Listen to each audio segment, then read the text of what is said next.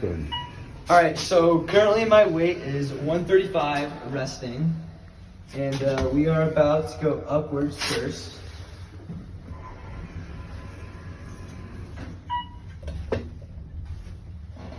As you can see, guys, we're accelerating upwards. Our weight goes to 140. And now that we're back at a constant speed, the weight is at 135. And as we are about to slow down here, you will see that the weight is going to decrease down to 125.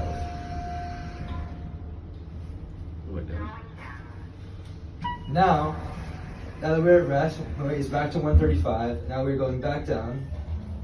As we're accelerating downwards, my weight went down to 125. Now it's back at a constant 135. And as we're about to slow down here,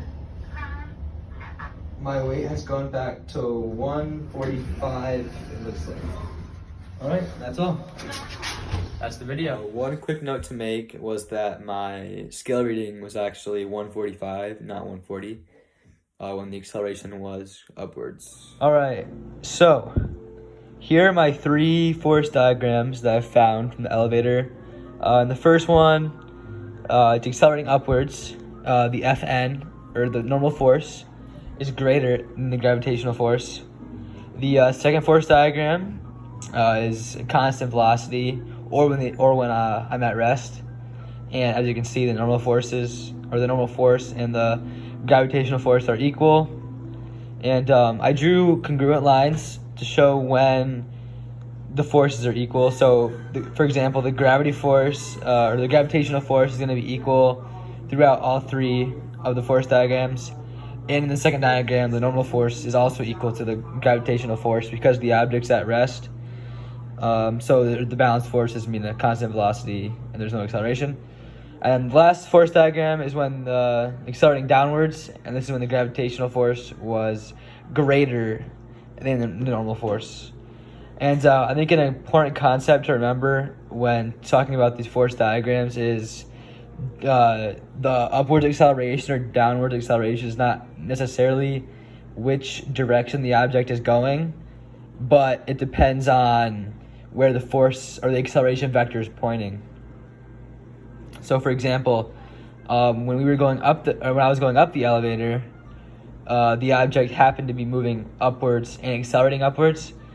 But when we were slowing down, the acceleration vector was pointed upwards, but we were still going down the elevator, not up the elevator.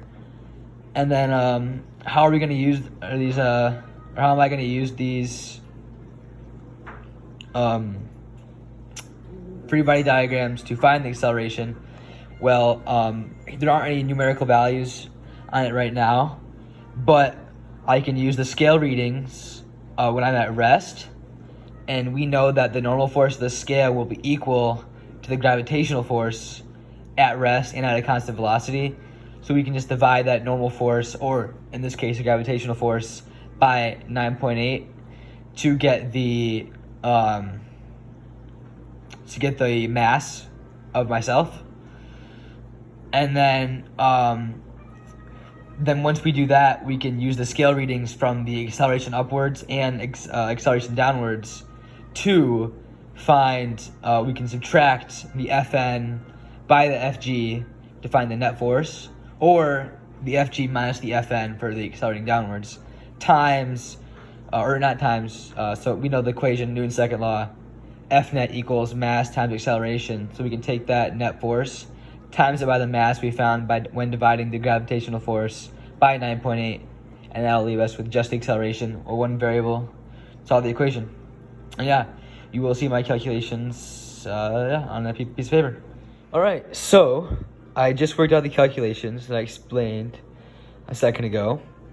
And basically I have my weights up here, and I had to convert them to newtons,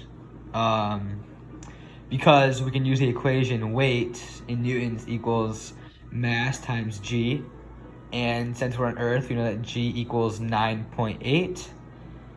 So I used unit conversion, and I worked out our resting weight to be 600.5 newtons, and I divided that by 9.8 using the equation to get 61.3 kilograms. And then I found the weight when I was accelerating upwards to be 600, or not the weight, the normal force, to be 645 newtons upwards and 556 newtons downwards. So I can take those forces and we can use them with Newton's second law equation, F net equals mass times acceleration. So basically what I did is I took the normal force from accelerating upwards minus the gravitational force on myself to find the net force. Because as you can see, there's force acting up and down, but the one up is greater than the one going down, so the net force will be upwards. So it's positive 44.5 newtons. I used that in the equation, equals 61.3 A, and I found the acceleration upwards to be 0.72 meters per second squared. And then I did the same thing, but with accelerating downwards. I did 556 minus 600.5 and got negative 44.5 newtons. And then I could, because the in this part the gravitational force is greater than the normal force. And then I used the Newton's second law equation and found the acceleration to be negative 0.72 meters a second squared.